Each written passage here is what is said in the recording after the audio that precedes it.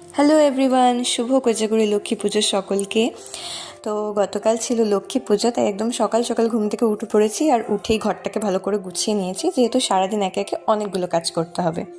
সকাল সকাল স্নান সেরে চলে এসেছি ঠাকুর ঘরে, আর আলপনা দেওয়ার জন্য খড়িমাটিগুলোকে এখানে আমি ভিজিয়ে নিচ্ছিলাম, যেহেতু এগুলো ভিজতে অনেকটা সময় লাগবে। তারপরে মা যে সমস্ত পুজোর বাজারগুলো করেছিল এগুলোকে একটু গুছিয়ে রেখে দিতে বললো, তাই আমি ঠাকুর ঘরে এনে একে একে সমস্তটা সাজিয়ে রেখে দিলাম। তারপরে মা আর আমি মিলে ঠাকুরের সমস্ত বাসনগুলোকে মেজে ধুয়ে পরিষ্কার করে একদম ঠাকুর ঘরে এনে রেখে দিয়েছি।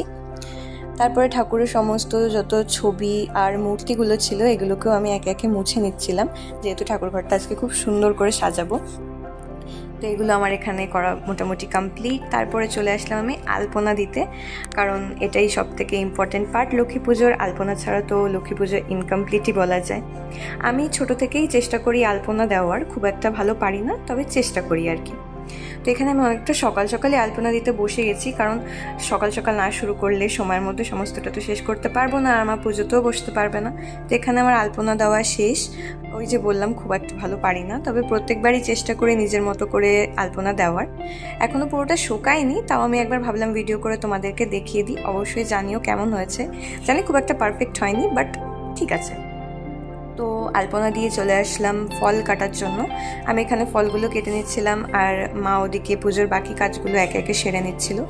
তো ফল কেটে আমি এখানে ঠাকুমার সাথে একটু নাড়ু বানাতে বসে গেলাম। নাড়ুটা আমি কিন্তু ভালোই গোল করতে পারি।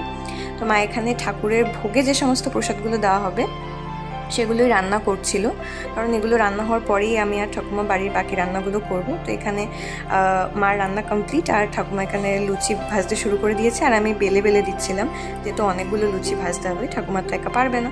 আমি বেলে দিচ্ছিলাম, আর এখানে এই লুচিটা ছিঁড়ে গেছে। যাই হোক, এই লুচিটা ছিঁড়লেও বাকি লুচিগুলো কিন্তু একদম পারফেক্ট হয়েছিল। তো আজকে রান্না হয়েছিল লুচি, ছোলার ডাল আর সুজির পায়েস। তো সমস্ত কাজবাজ কমপ্লিট, আর মাও একদম সময় মতো পুজো দিতে বসে গেছে। আর আমাদের বাড়িতে কিন্তু কলা বউতেই পুজোটা করা হয়, একদম ছোটোবেলা থেকে দেখে আসছি মা ঠাকুমা মিলে কলা বউতেই পুজো করে। তো এখানে আকাশও চলে এসছে। মার পুজো দেওয়া শেষ করে মা ওকে প্রসাদ দিয়ে দিল খাওয়ার জন্য, আর আমার অনেকটা খিদে পেয়েছিল, যেহেতু সারাদিন আমি তেমন কিছু খাইনি, তাই আমি একটু ওর প্রসাদে ভাগ বসালাম, যেটা আমি সবসময় করে থাকি। তো আমাদের বাড়ির থেকে ডিরেক্ট প্রসাদ খেয়ে আমি আর আকাশ মিলে চলে আসলাম আমার বান্ধবীর বাড়িতে, অনুষ্কাদের বাড়িতে। আর এসে ঠাকুরঘরটা দেখছিলাম, খুব সুন্দর করে সাজিয়েছে, বেশ সুন্দর লাগছিল।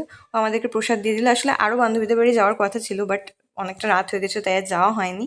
তো ওখান থেকে আকাশ চলে গেল বাড়িতে, আর অনুষ্কার আমি চলে আসলাম আমাদের বাড়িতে। তারপরে ও ওখানে প্রসাদ খাচ্ছিল, আর ও চলে যাওয়ার পর আমি একটু আমার হাতটা দেখছিলাম, যেহেতু গতকাল মেহেন্দি পরেছিলাম, খুব একটা ভালো হয়নি, বাট রঙটা ভালোই এসছে।